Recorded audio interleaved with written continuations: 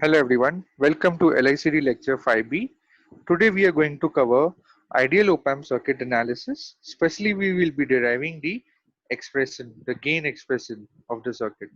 So this is our circuit for today, and we are required to find the gain of the circuit below, and we have to assume that both the op-amps are ideal. So let us start. So first of all, we'll define what is the gain of the circuit. So the gain of the circuit will be uh, V out upon V in. So basically we have to derive the relation between V out and V in. So if you see such a circuit, please don't panic, stay calm, break down the problem into smaller pieces, and take some time, 30 seconds or so, to look into the problem and think of the solution on your own. Okay, so that really helps. So we should require a starting point. So we choose starting point as op-amp 2. So we have redrawn here op-amp number 2, and with the same op-amp can be represented as follows.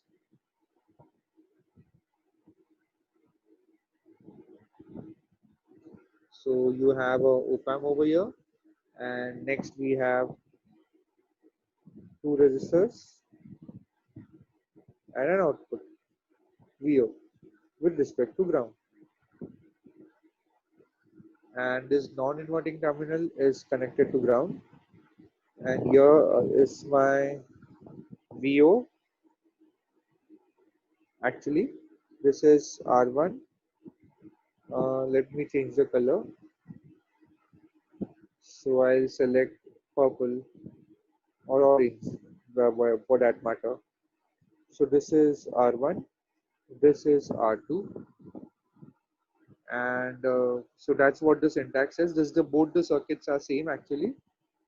Let me just push it this side.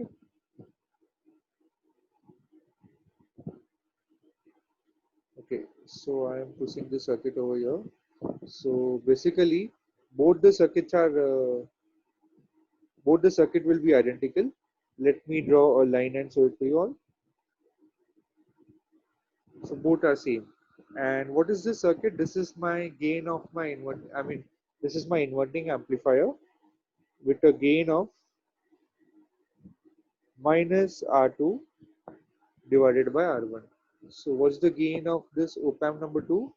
So the gain is given by minus R2 upon R1. This is just the first stage. We have considered only one op-amp. Okay. And next we will slowly again move on. So let's go back to the circuit. Before doing that, let us call this point as, I think here I have made a mistake. Here that should not be, oh sorry, here VO should not come actually. Some other point will come. We will decide that what point will come. So this is actually not grounded. Please correct it. So over here we have VO, R1 and R2, VO, R1 and R2. Let's go to a main circuit and name something. So here we will name it as node VA, this node. So we can name it as VA. And there are certain things other than this also we have to label it, but we'll keep one at a time. Okay, so we have arrived so far at the gain of the first stage, that is, in this case there are no stages, so it's okay. We can remove that, drop that term altogether. Nevertheless, it is useful, but we are dropping it here. So the gain of the amplifier is the op-amp 2 is R2 upon R1. Now we consider this point as a voltage. So we call it VA. Okay. Similarly, here also we have VA, and in the main circuit also we have VA. So everything is linked together. Now let us analyze it further. So what is the voltage at point A, right? So over here we can write VA is equal to, if I want to write voltage at point A, VA is equal to minus R2 upon R1 into VO. We have written VO or we have written VO. So that's the first step. I mean the first equation. Okay. Now we have a good start. Now we slowly proceed further. So we will be building up the circuit again, and let's call this as, and let's go up, and let's call this node as VB. So now, can we write an expression of VB in terms of VA? Yes, actually that is possible. So we will do it now. Okay. So let me redraw that whatever concepts you all are learning. So let me draw that third one, the third point over here. So that's the third point. So what's the third step is? We need to represent VB. We need to represent VB in terms of VA. So we have to consider this. We will draw the voltage divider, something like this. So this is my VA, this is my VO, this is my R4, and this is my R3, and this is grounded basically. R, R4 side it's actually grounded. So let me just erase this. Okay, so this is VA, this is R3 actually, and this is R4. So now it's proper. And now next step is we need to determine VB. Actually, it is VB, not VO. It is, let me, it's not so clear. So it is VB. Okay. Now let us move on to the next point. Let me change the color. Yeah. So now we will write by voltage division rule. VB is in terms of VA. So VB is equal to R4 upon R3 plus R4 into VA.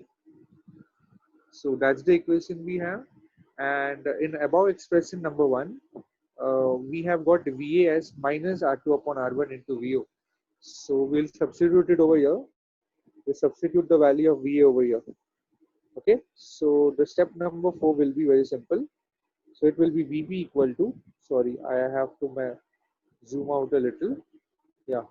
So VB is equal to minus R4 upon R3 plus R4 into VA, which is minus R2 upon R1 into VO. So this is the huge expression which we are getting. I think we should box it. Yeah. So we have put that together. We are very close to the result. So basically, so far what we have achieved is we have related V out to VA, then VA to VB, and now we have to relate VB to VIN. So that way we will indirectly relate V out and VIN. So let us, go ahead. So we have found out up till now till step number 4, and we are very close to the result. We want VO upon VIN. So we have drawn the complete diagram again over here for your reference. So let me just add those points over there about A and B. So this is your VB, sorry, this is your VA point, and this is your B point actually. The voltage at that node is VA, but the point is A and B. So here we can call it as VB also, not a problem. Oh, sorry, this is VB. Yeah. So now it's very simple. We have op-amp 1 only to analyze. We have to realize VB in terms of V in somehow.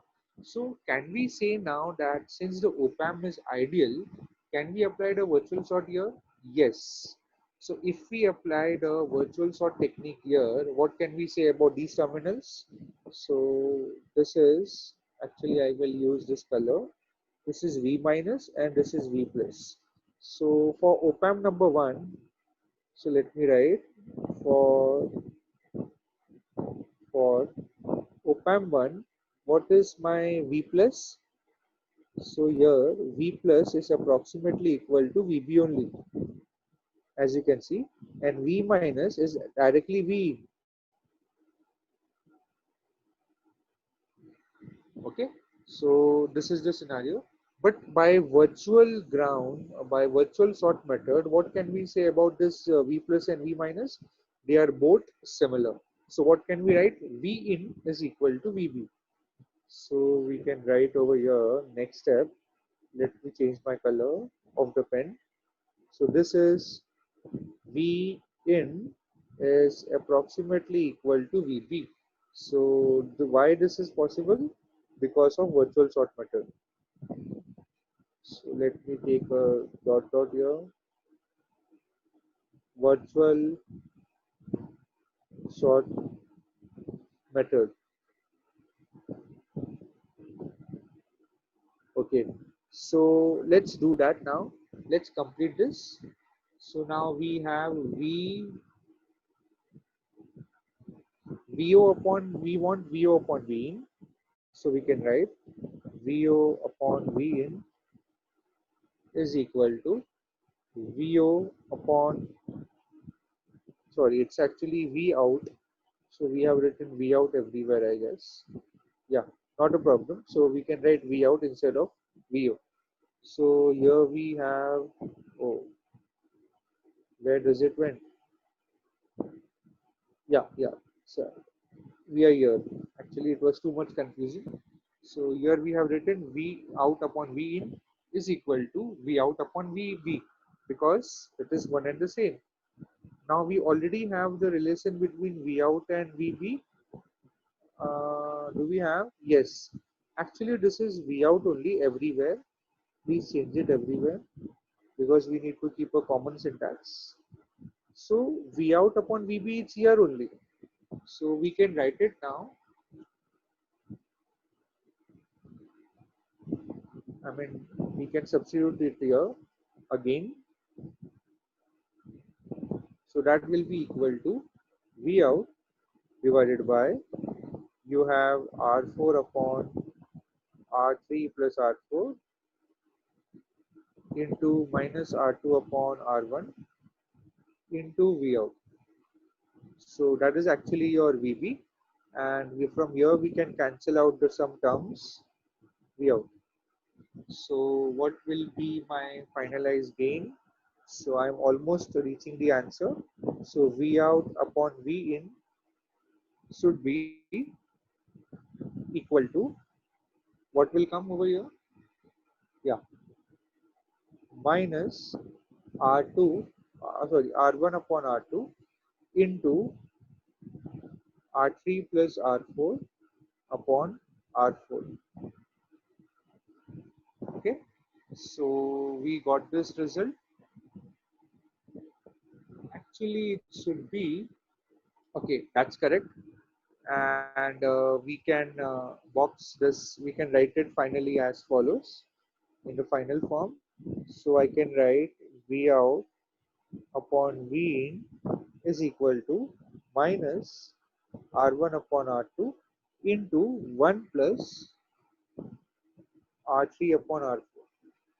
So that's very important to write in this manner so that we have clear understanding of it. So here it is. So we have achieved our result. And what did we learn? That we have to break a bigger problem into a smaller pieces, and that way we can reverse engineer and get the output. So first we started with V out, then the op-amp 2, we proved that it's a inverting amplifier. So we got the expression of VA, and then we got the expression of VB in terms of VA, and finally we could relate VB with V in, and hence we could relate V out upon V in indirectly. So that's how the analysis of ideal op-amp is carried out. So sorry. Yeah. So that's what the derivation was about. So this completes the derivation part. Now